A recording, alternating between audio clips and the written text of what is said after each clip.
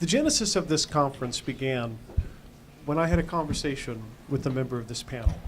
It was about a year ago.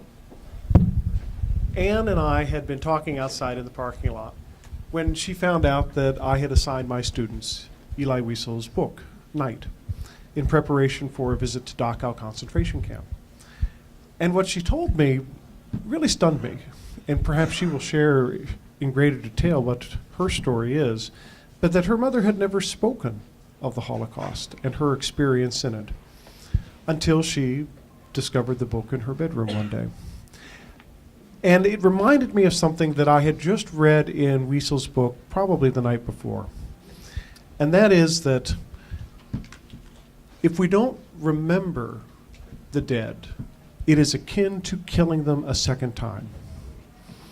Now, this of course relates very largely to the idea of remembrance and bearing witness. But what struck me was if the survivors themselves don't talk about it to their own descendants, to their children and their grandchildren, who will be there to bear witness when the survivors have passed on? And that is the question that we explore in this particular panel. I'm so pleased to be able to introduce three fantastic people. We are honored to have all of them. Let me tell you first off who we have, and then we will lead off with them one by one. Our first panelist is Ann Malmuth. She is director of the dance department here at West Valley College and is the daughter of a Holocaust survivor. Our second panelist is Benjamin Mendelsohn. He is an astronomy instructor and director of the West Valley College Planetarium and is the son of a Holocaust survivor. And we are especially honored to have Mary Papazian, president of San Jose State University, who is also the granddaughter of a survivor of the Armenian genocide. So, we are running a little bit behind, but in terms of time, I think we're going to be okay. We have until 2:20. So let's do 20 minutes for each panelist, and then that will give us some time to take questions as well. So we'll begin with Ann.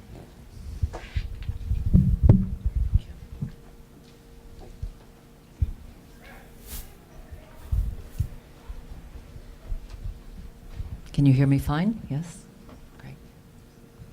So I will just correct as I go a little bit of this story, but that's fine. When I was 17, I found myself in a big room, just like this. The speaker was Elie Wiesel. I'd never heard of him. Elie Wiesel was speaking about his book, Night, which was his own story. I was hearing my mother's voice. Indeed, both Wiesel and my mother were Hungarian. Wiesel arrived to Auschwitz at age 15 on May 24th, 1944. My mother arrived at age 17, just 6 days later. I bought that book, read it, and then hid it because I didn't want my mother to read it. I wanted to protect her. Sure enough, a few days later, I walked into the living room, and there my mother was, lying on the couch, almost finished with the book. When she put the book down, I said, "Well?" And she said, "That's just as it was." Until then, I lived with my mother's memories and sufferings on a daily basis. I knew what had happened, but no one ever spoke about the Holocaust. Instead, there was silence. But Wiesel threw a stone in that pond, and the ripple effect was that people began to share their stories. And as today is evident, silence did not prevail. My mother's family lived on a farm outside a town called Nödvarod. And the farm was owned and operated by my grandfather, My grandfather loved the farm, and he loved the animals. The most romantic thing he ever said to my grandmother was, "You have the most beautiful cow eyes." My mother had a little brother, George, who was 8 at the time of deportation. Conditions were difficult at the beginning of the war as my grandfather was taken into forced labor. But by March 1944, the Germans occupied Hungary and things moved rapidly for the worse. My mother had been at a boarding school run by Catholic nuns in Budapest, and she was brought home. By April 5th, all the Jews had to wear the yellow star. At the beginning of May, a ghetto was established, and my mother's family was almost immediately taken there. Living conditions there were very crowded. After about 3 weeks, there was a rumor that turned out to be true, that everyone was going to be deported. Not knowing what awaited them, everybody hoped that they would be sent to a work camp somewhere in Hungary.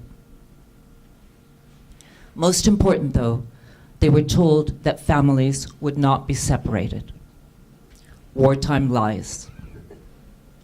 Loaded onto a cattle car for 3 days, with very little food or water, they knew they were somewhere in Poland.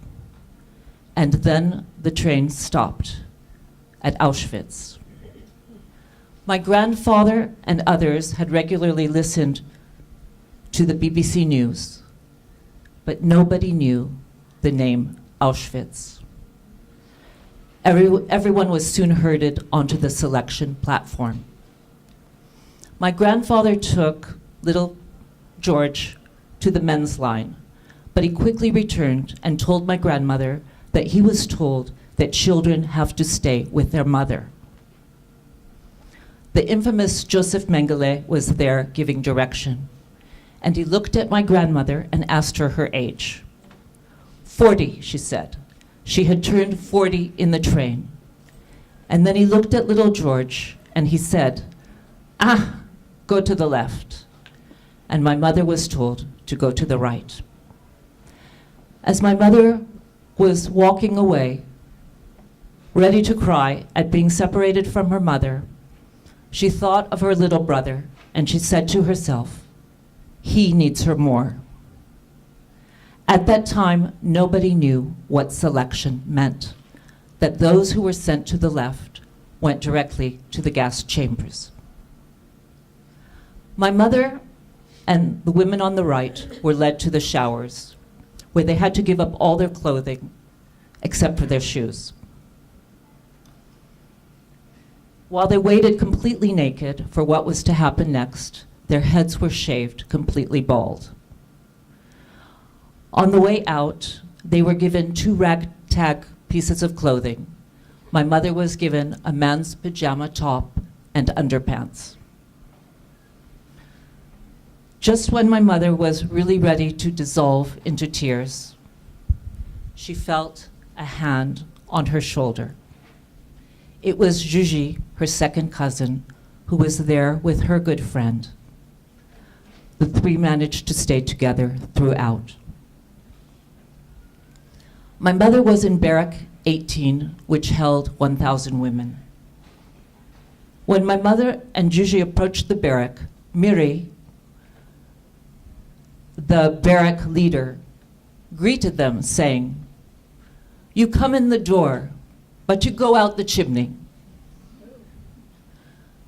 My mother thought, "You come in the door, but you go out the chimney? What kind of nonsense is she speaking?" Nobody knew what she meant. There were about 8 women to each bunk, so everybody had to sleep on their side. When one person needed to turn over, everybody had to turn over. In Auschwitz, my mother's group did not work. They were just warehoused there. The only activity, if you could call it that, was appel, roll call, twice a day, sometimes for several hours in the cold. Food consisted of a small amount of bread and a small amount of soup. Everybody was always hungry. The older women, who were used to cooking for their families at home, used to describe in detail how they prepared their vegetables and how they prepared the meat and the gravy and how they put the gravy on the potatoes. And my mother said that sometimes she would put her hands on her ears and say, "Stop it already, it's too painful." In mid-August, 500 women were counted off. My mother was among them. And again put on cattle cars. They were transported to a small concentration camp in northwest Germany, Lübbenstedt, where they worked at a munitions factory making bombs. When the Germans ran out of gasoline, they had to pull the trucks with ropes. At least the women joked. If the Germans have to have these skinny Jewish girls pull their trucks with ropes, they couldn't be doing too well. Still, there were beatings, the cold winter, and the women were always hungry. A favorite way to pass whatever free time was available was to fantasize about food. In April 1945, everyone, camp commander, guards, prisoners, were loaded onto cattle cars. This was the third time for my mother. The train traveled aimlessly for 2 weeks in northern Germany, trying to evade the British troops. One day when the train was stopped, the British, probably thinking that these contained German soldiers, began to bombard. The guards opened the cattle car doors and told the women to get out and lie face down. 80 women were killed in that bombardment. My mother and the others were loaded back on the train. The next day, the train stopped again. And this time, the women were directed up a grassy hill. Elsa, one of the women in my mother's group, was the Hungarian translator for the German camp commander. And she was told to announce to the group that they could go to a particular cattle car and the doors would be opened, and that's where the food was, and everybody could have food. But instead, in Hungarian, Elsa said, "This is what they're telling me to say, but don't go. Don't go. I heard they're going to bomb us when we get there." None of the women moved. Then the camp commander shouted, "Shoot!" And the guards didn't shoot. And the women fell into each other's arms, sobbing. And my mother said that as she turned to look at the guards, by then they had already fled into the forest and disappeared.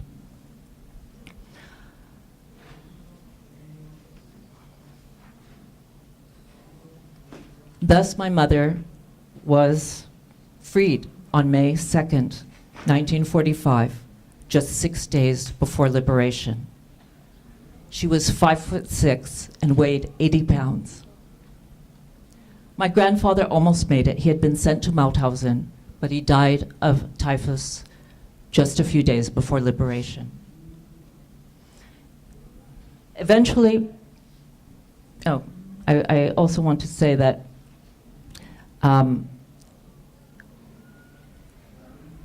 after the women were liberated, they did go down to the train and they opened up the cattle car that had the food. And my mother was given a big round tin and she couldn't carry it. And she started to roll the tin up the grassy hill. And most of the women were already on the top of the hill and they were starting the feast.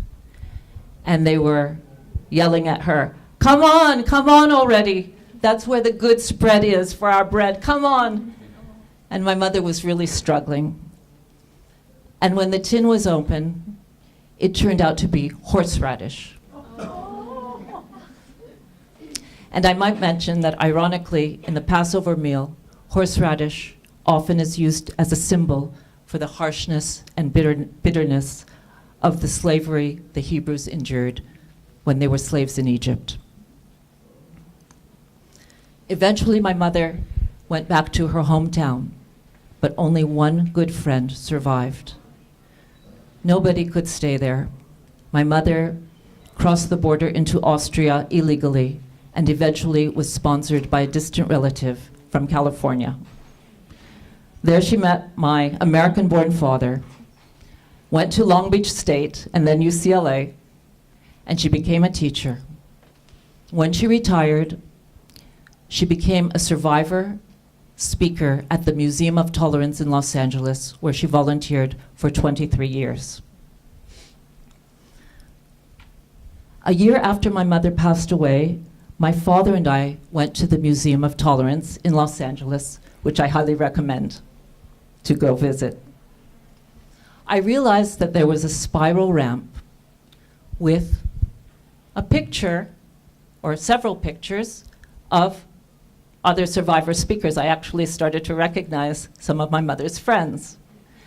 And next to each photograph, they were organized chronologically according to when the speaker started to work at the museum. And it was a spiral ramp. And next to each photograph were a few words, what that speaker wanted to convey. Most of them said something to the effect of never again. And as I was going down the ramp and reading all the words and looking at the pictures, I thought, I'm going to see my mother's picture. And suddenly I did come to a beautiful picture of my mother.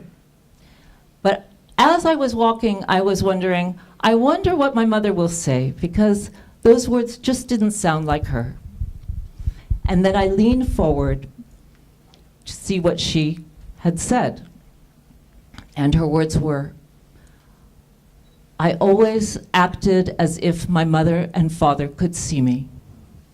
I think they would have been proud. I was so overwhelmed with emotion that I wanted to shout out, "You go, girl!" With those words, she had really captured the truth of her experience. In defiance of those who choose to forget, or even worse, Holocaust deniers, I know that my mother spoke, as Elie Wiesel put it,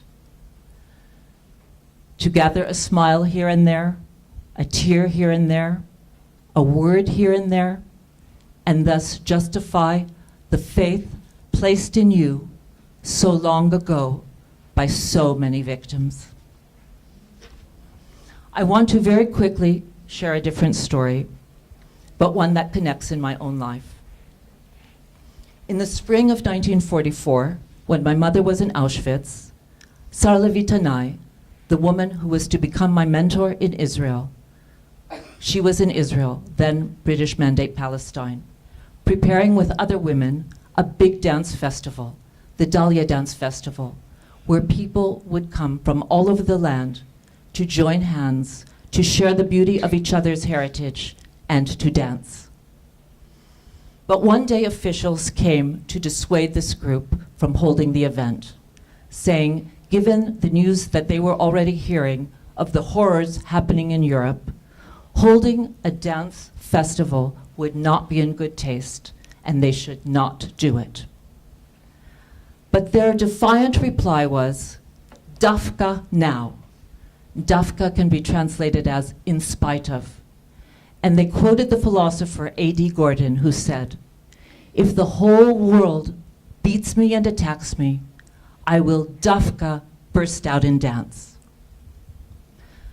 Coming out of a place of silence, which was my place, where words seemed as though they would never express what had to be said, it was perhaps Dafka that I would find my own sense of aliveness through dance. In 1973, at age 19, I arrived in Israel toward the end of the Yom Kippur War. There was a very dark night over the whole country for many, many months. It was an existential war, to be or not to be. My goal, though, was to dance with the Dafka woman, Sarah Levitanai, who that year had received Israel's highest honor, the Israel Prize, for her contribution to the culture. I joined her company, Inbal, and worked with her for 3 years. Of Sarah's work, my favorite choreography to dance was Ruth in the Fields, because Sarah had a special way of showing through dance the compassion that Ruth felt for her mother-in-law, Naomi, who was a widow and lost her 2 sons. And she also had a way of showing the compassion that Boaz showed Ruth. Ruth was a stranger, a member of the Moabite, an enemy group. But Boaz saw through that. And with compassion, he said, "You should only glean in my fields. Don't go to another field. Stay and glean in my fields." The word compassion in Hebrew is rachamim, which is the name for God. The root of the word is rechem, which means womb. I am in my mother's womb. She is in mine.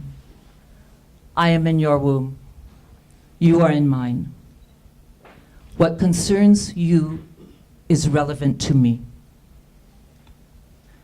2 years later, I married my husband, Shalom, that is his name, who himself had escaped from the walled Jewish ghetto of Marrakesh, Morocco, to arrive with his family in Israel.